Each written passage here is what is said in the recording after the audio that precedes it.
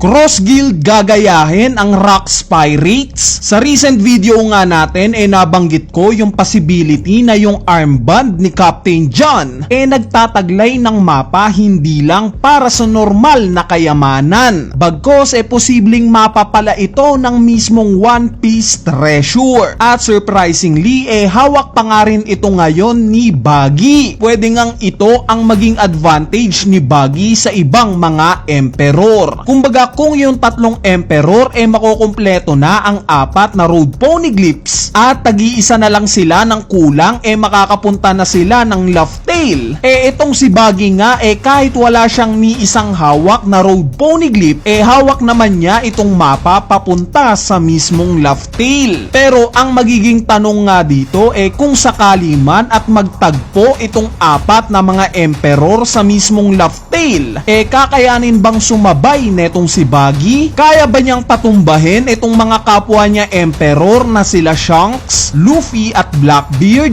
Dahil we all know na sobrang lakas na netong si Luffy dahil sa awakening ng Devil Fruit niya. Si Blackbeard naman ganun din. Sobrang laki nga ng improvements niya hindi lang individually dahil pati pirate crew nga niya nag-see-improve na rin. Recently nga lang ni-reveal na yung taglay na Devil Fruits ng mga ito.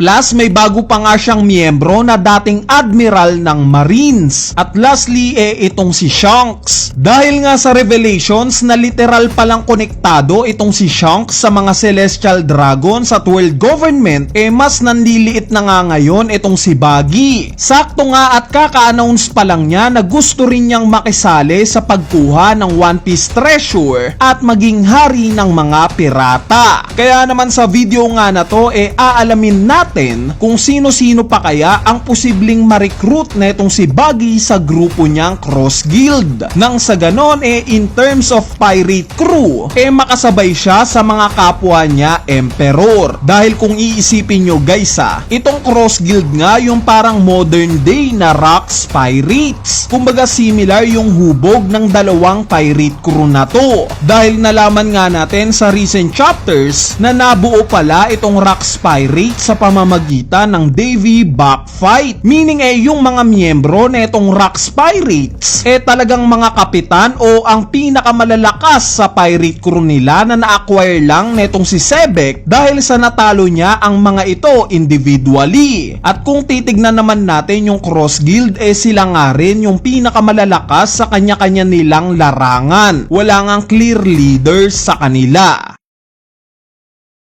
Anyway, para umpisahan nga itong topic natin, alamin nga muna natin kung ano ba ang possible na pinoportray na idea ni Oda sa grupong Cross Guild. Yes, consist nga itong grupo na to ng tatlong mga dating miyembro ng Seven Warlords. Nagsama-sama nga sila nang sa ganon hindi sila mahuli ng mga Marines. Since currently nga hinuhuli na sila dahil sa napalitan na nga yung grupo nila ng mga Seraphim. Meaning kinukonsidera na ulit silang mga kriminal netong world government. So para sa akin nga dahil sa kinlaim ni Oda na ang leader ng grupo na to si Buggy, parang ang idea nga dito ni Oda ginagawa niyang inspired sa circus itong grupong Cross Guild. Kumbaga si Buggy ang leader as a clown at napapalibutan siya ng mga hayop na pang-entertain sa mismong circus niya. Which is nagko-correlate nga ito sa dalawang current members. Sa pangalan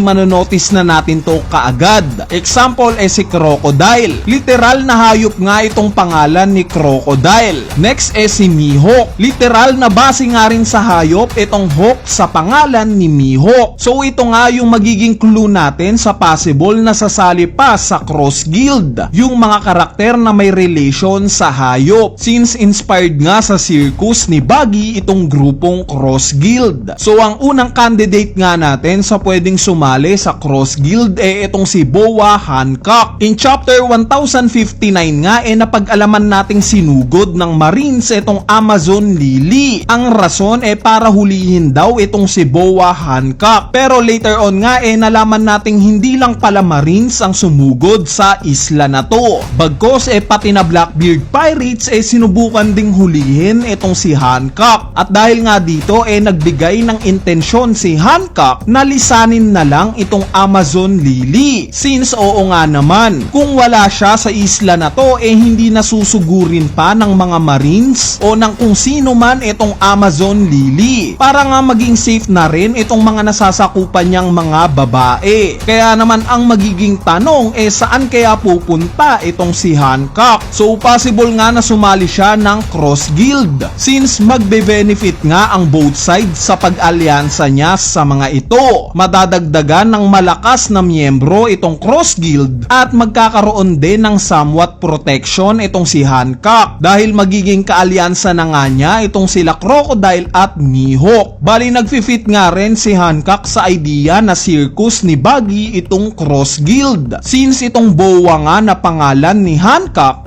actually na isang type ng ahas.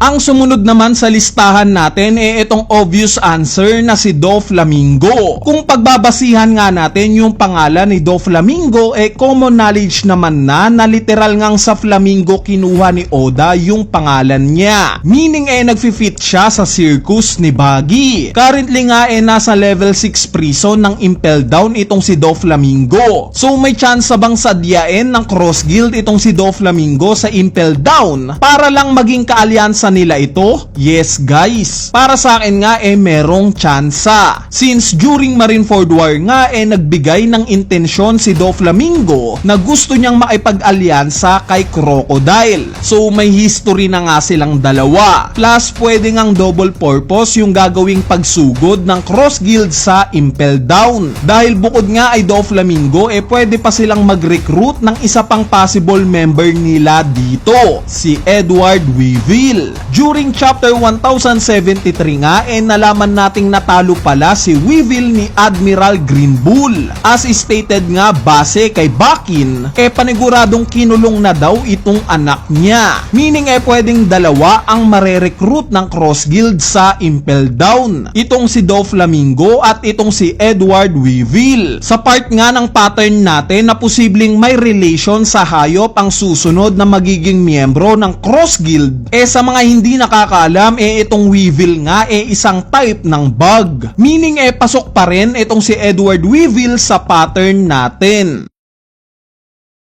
At lastly na posibleng i-recruit ng Cross Guild sa grupo nila hindi na former member ng Warlords. At ito nga sila Husu, Sasaki at Black Maria. Yes guys, itong mga dating miyembro ng Toberopo ni Kaido. On paper nga malaki ang matutulong nila sa Cross Guild. Since nakita naman natin na capable din silang lumaban. Ang siste nga aalis ng Wano itong tatlo na to. Dahil alam naman natin na currently si Momonosuke na ang namumuno dito. At during nga sa mga cover story may hint na aalis na itong si Husu sa Wano. Kaya pwedeng at some point magsama-sama itong tatlo na to para umalis na sa Wano. At pwedeng at some point makasalubong nila itong grupong Cross Guild. In terms of pattern nga literal na mga hayop yung devil fruits ng tatlong to. Si Sasaki as Triceratops, si Husu as Saber Tiger, at itong si Black Maria as literal na gagamba. So recap nga sa posibleng itsura ng Cross Guild kung sakali man at itong mga nabanggit ko